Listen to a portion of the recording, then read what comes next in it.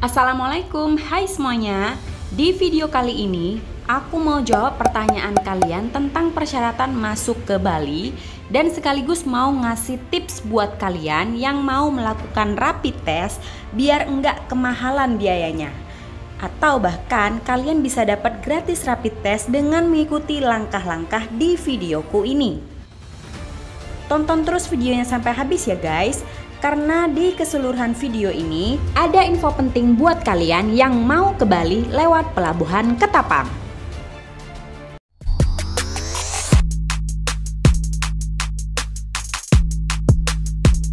Dan bagi kalian yang baru nonton video aku ini, jangan lupa untuk tonton video aku sebelumnya yang udah aku buat tentang persyaratan untuk masuk ke Bali di sebelah sini ya. Atau nanti aku akan taruh linknya di deskripsi box. Karena video yang aku bikin sekarang ini merupakan kelanjutan dari video aku sebelumnya dan kalian mesti nonton part pertama yang udah aku buat itu supaya kalian makin ngerti dan makin paham bagaimana alur-alur dan syarat-syarat untuk bisa menyeberang di pelabuhan Ketapang. Untuk tiket kapal, sebaiknya saya sarankan untuk kalian beli secara online aja di sini ya.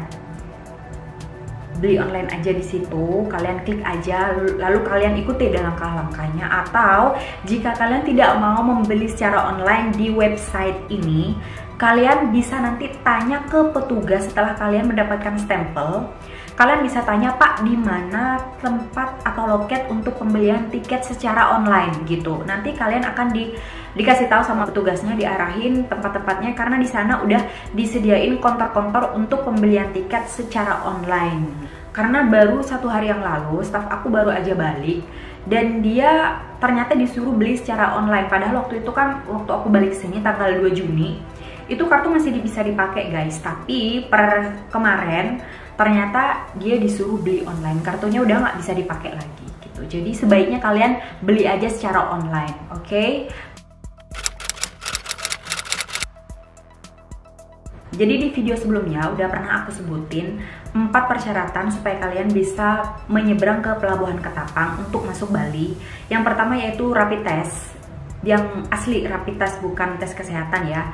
Rapid test, lalu surat pernyataan, yang ketiga surat jalan dari kepala desa setempat, dan keempat adalah fotokopi KTP.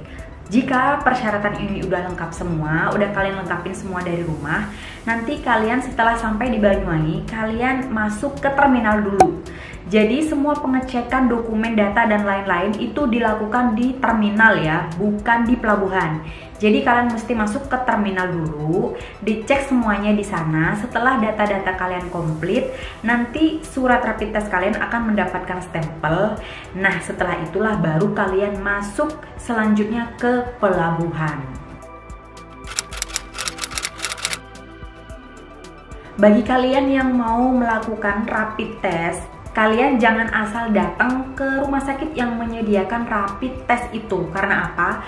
Kalian mesti tanya dulu harganya berapa. Kalian bisa tanya dulu via telepon ya. Nanti kalian bisa klik di Google rumah sakit apa yang mau kalian datangin. Di sana kan nanti ada nomor telepon rumah sakit tersebut. Kalian telepon dulu, tanyain, saya mau melakukan rapid test untuk persyaratan ke Bali, biayanya berapa. Nah, kalau misalkan kalian udah tahu biayanya, kalian telepon lagi rumah sakit yang lain untuk perbandingan harga aja gitu. Jadi biar kalian nggak ngeluarin biaya yang terlalu mahal hanya untuk melakukan rapid test. Rapid test itu rata-rata 320-an sampai 350.000 aja gitu, tergantung rumah sakitnya. Jadi ini penting banget ya, kalian mesti cek dulu rumah sakit mana yang menyediakan rapid test termurah di tempat-tempat kalian.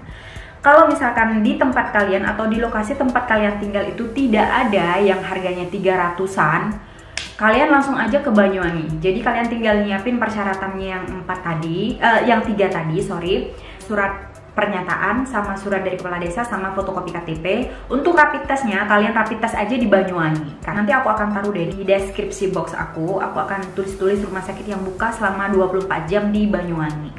Dan harganya di sana ya rata-rata 320 atau 350-an lah. Bisa aja, asal kalian bisa deh dapetin info di mana dan kapan ada rapid test. Karena kayak aku kemarin waktu aku pulang ke Bali tanggal 2, aku nyampe di kapal kan jam 11 malam.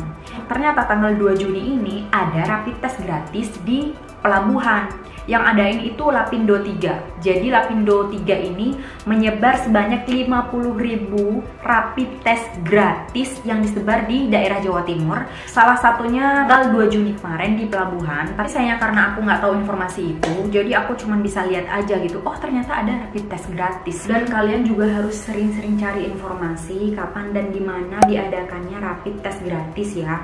Seperti contohnya kayak kemarin di Surabaya tanggal 16 Juni kemarin di Jalan Imam Bonjol dan Terminal Beratang Jalan Raya Manyar pada Selasa 16 Juni 2020 kemarin. Dan persyaratan yang mesti kalian bawa itu hanya KTP dan KK asli beserta fotokopinya ya. Takutnya nanti saat di sana kalian diperlukan biar kalian gak usah bolak-balik. Jadi kalian persiapkan aja itu. Itu benar-benar gratis dan kalian gak perlu bayar. Terus ada juga di Jawa Tengah rapid test gratis ini. Pokoknya kalian mesti browsing aja, pasti infonya ada di sana. Daripada kalian mesti ngeluarin duit 350 atau sampai 450.000 kan eman-eman ya, mending cari aja info-info rapid test gratis itu. Nah, kalau untuk yang di Bali, bagi kalian yang mau pulang, kalian bisa ikuti rapid test gratis di yang pertama yaitu Puskesmas Denpasar Selatan 1 dan Puskesmas Denpasar Barat 1. Untuk pelaku perjalanan dari Kabupaten Badung, kalian bisa mengikuti rapid test di Puskesmas Kuta 1 dan Puskesmas Mengwi 1.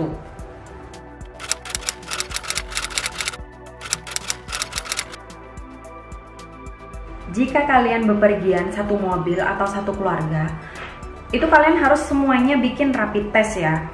Bukannya satu keluarga satu rapid test, tidak, tapi satu keluarga. Misalkan kalian ingin pergi ke Bali, satu mobil ada 5 orang. Nah, kelima orang ini harus bikin surat rapid test semuanya.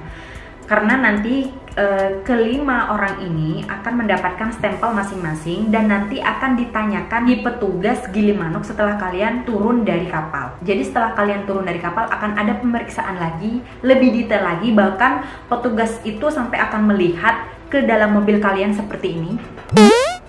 Benar nggak? Jika kurang rapid testnya maka kalian akan disuruh turun, lalu kalian akan ditanya-tanya kenapa hanya 3, kenapa begini, kenapa begitu. Dan yang paling terburuknya kalian akan disuruh balik muter lagi gitu, alias nggak dikasih melanjutkan perjalanan.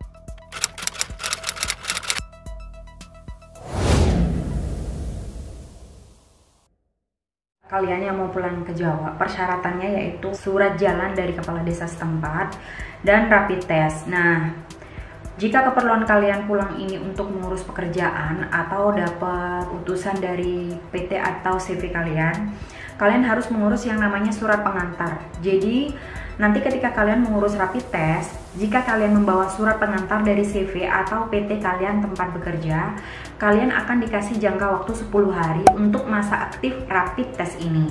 Namun, jika kalian tidak membawa surat pengantar dari tempat kalian bekerja, kalian hanya akan dikasih waktu 3 hari aja. Ini penting banget buat kalian yang mau ngurus pekerjaan atau diutus oleh PT atau CV kalian tempat bekerja. Masa aktif untuk rapid test ini bisa menjadi 10 hari. Jadi kalian nggak perlu ngurus berangkat dan baliknya lagi. Kalian hanya perlu ngurus sekali aja untuk dipakai pulang dan baliknya. Dan tempat bikinnya di Rumah Sakit Udayana Jimbaran kalau di Bali. Itu yang aku tahu. Tapi mungkin ada kali ya di tempat lain yang bisa. Namun yang aku tahu Rumah Sakit Udayana di Jimbaran. Lalu surat pernyataan pelaku perjalanan itu masih tetap ya, kalian seperti yang udah aku jelasin di video selanjutnya, kalian downloadnya di cekdiri.baliprof.go.id. Di sana ada 2. Yang pertama surat pernyataan pelaku perjalanan, terus yang kedua surat pernyataan penjamin.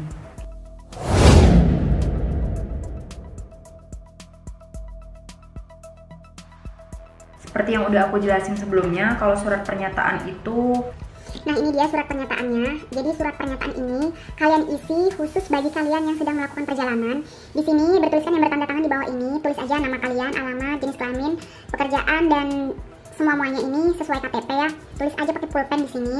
Terus dengan ini menyatakan bahwa memang benar saya selama berada di Bali dengan tujuan. Nah, di sini kalian bisa centang salah satu yang ada di bawah ini. Apakah tujuan kalian ke Bali itu bekerja pada instansi pemerintah, ataukah pada perusahaan, atau sekolah, kuliah, atau kunjungan keluarga, atau berwisata, kalian bisa centang aja di salah satu yang ada di sini. Dan jika misalkan kalian bekerja pada perusahaan, kalian centang di sini, lalu kalian isi di sini nama perusahaannya itu apa. Atau jika kalian sekolah, di sini kalian centang di bagian sekolah dan nama sekolahnya kalian tulis di bagian sini. Lalu pada bagian bawahnya kalian tulis deh tanggalnya. Terus yang membuat pernyataannya itu adalah kalian sendiri. Dan jangan lupa di sini kasih materai 6.000 dan tanda tangannya mengenai materai tersebut ya. Lalu di sini kalian tulis juga nama lengkap kalian. Nah, gitu. Nah, kan ada beberapa ya yang KTP-nya kalian mungkin belum selesai.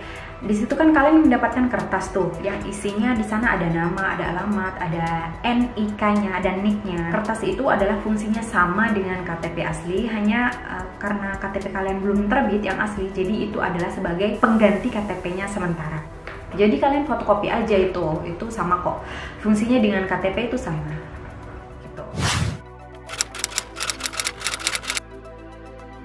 Ada kok, jadi sebagian besar staff aku yang dari Jawa itu baliknya ke Bali itu pakai travel. Jadi mereka pesan travel sebelumnya sembari kalian menyiapkan semua persyaratannya gitu. Jadi travel tuh nggak selalu ada yang mungkin misalkan kalian pesan hari ini 2 hari kemudian itu baru ada, karena kan travel itu mengumpulkan penumpang dulu supaya banyak, baru travel itu bisa jalan ke Bali gitu.